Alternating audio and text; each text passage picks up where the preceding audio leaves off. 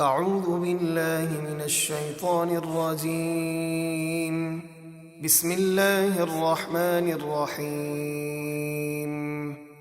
وَلَقَدْ أَوْحَيْنَا إِلَى مُوسَىٰ أَنْ أَسْرِ بِعِبَادِي فَاضْرِبْ لَهُمْ طَرِيقًا فِي الْبَحْرِ يَبَسًا لَّا تَخَافُ دَرَكًا وَلَا تَخْشَىٰ.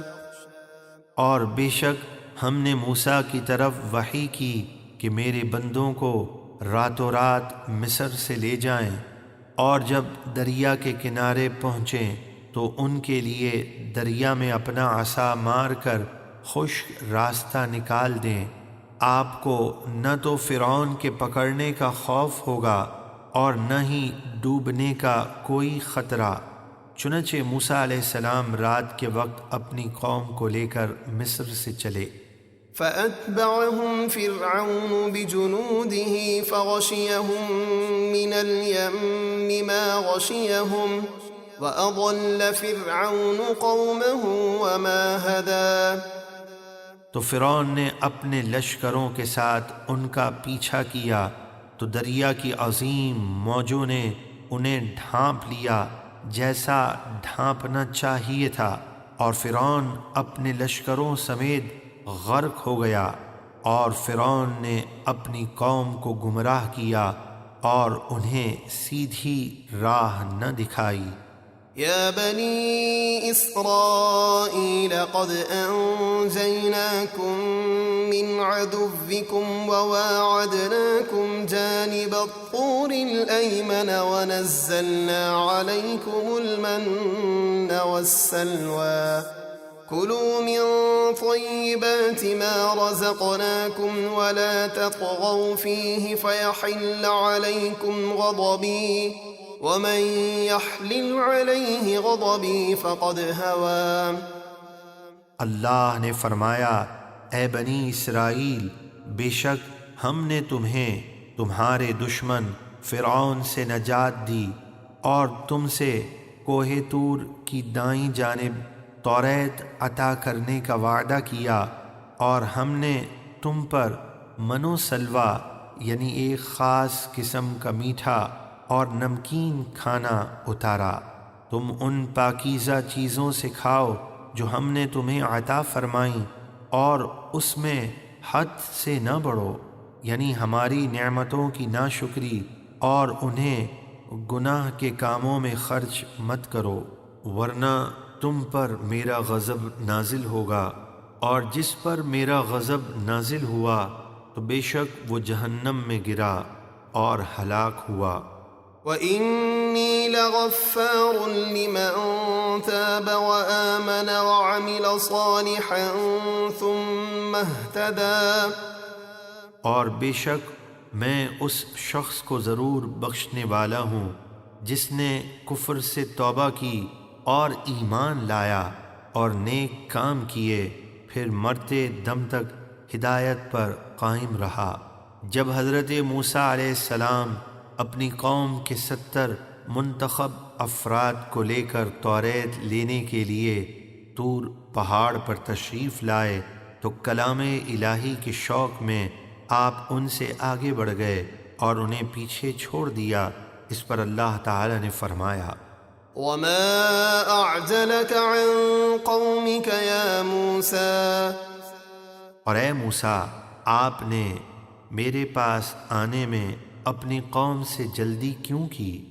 قال هم أولئك على أثري وعجلت إليك رب لترضى۔ موسیٰ نے عرض کی، وہ میرے پیچھے آ رہے ہیں، اور اے میرے رب، میں تیری بارگاہ میں جلدی کر کے اس لیے حاضر ہوا تاکہ تو مزید راضی ہو جائے۔ قال فإنا قد فتنا قومك من بعدك وأضلهم السامري۔ اللہ نے فرمایا، بے شک ہم نے آپ کے طور پہاڑ پر آنے کے بعد آپ کی قوم کو آزمائش میں ڈالا اور انہیں سامری نے بچھڑے کی پوجا میں لگا کر گمراہ کر دیا۔ فرجع موسى إلى قومه غضبان أسفا قال يا قوم ألم يعدكم ربكم وعدا حسنا أفطال عليكم العهد أم أردتم أن يحل عليكم غضب من ربكم فأخلفتم موعدي۔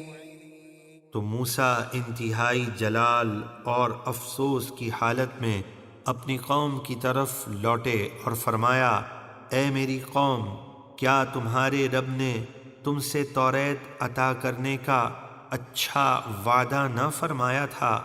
تو کیا تم پر میرے جانے کے بعد بہت لمبی مدت گزر گئی تھی کہ تم میری اطاعت کے بجائے بچھڑے کو پوجنے لگے؟ یا تم نے چاہا کہ تم پر تمہارے رب کا غضب نازل ہو تو تم نے میرے وعدے کی خلاف ورزی کی اور ایمان پر قائم نہ رہے؟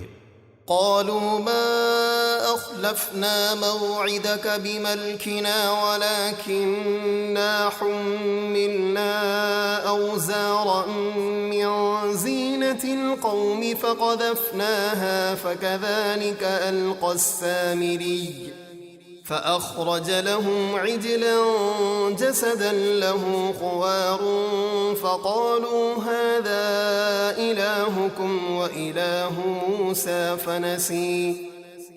وہ کہنے لگے، ہم نے اپنے اختیار سے آپ کے وعدے کی خلاف ورزی نہیں کی، لیکن ہم سے فرعونی قوم کے زیورات کے بھاری بوجھ اٹھوائے گئے تھے تو ہم نے انہیں سامری کے کہنے پر آگ میں ڈال دیا۔ پھر اسی طرح سامری نے اپنے حصے کے زیورات کو آگ میں ڈالا، پھر اس نے ان زیورات سے بنی اسرائیل کے لیے بچھڑے کا ایک مجسمہ تیار کر کے نکالا جو گائے جیسی آواز نکالتا تھا۔ سامری نے بچھڑے کا مجسمہ بنانے کے بعد جب اس میں وہ خاک ڈالی جو اس نے حضرت جبریل علیہ السلام کی گھوڑی کے قدموں کے نشانات سے اٹھائی تھی، جس کا ذکر اگلے رکوع کی آیت نمبر 96 میں ہے، وہ بچھڑا زندہ ہو کر گائے کی طرح آواز نکالنے لگا تو سامری اور اس کے لوگوں نے کہا، یہ ہے تمہارا معبود اور موسیٰ کا معبود۔ موسیٰ تو اپنے معبود کو یہاں بھول گئے۔ افلا يرون الا يرجع اليهم قولا ولا يملك لهم ضرا ولا نفعا۔ تو کیا وہ گمراہ لوگ اتنا بھی نہیں دیکھتے کہ وہ بچھڑا انہیں کسی بات کا جواب نہیں دے سکتا اور نہ وہ ان کے لیے کسی نقصان کا مالک ہے اور نہ کسی نفع کا؟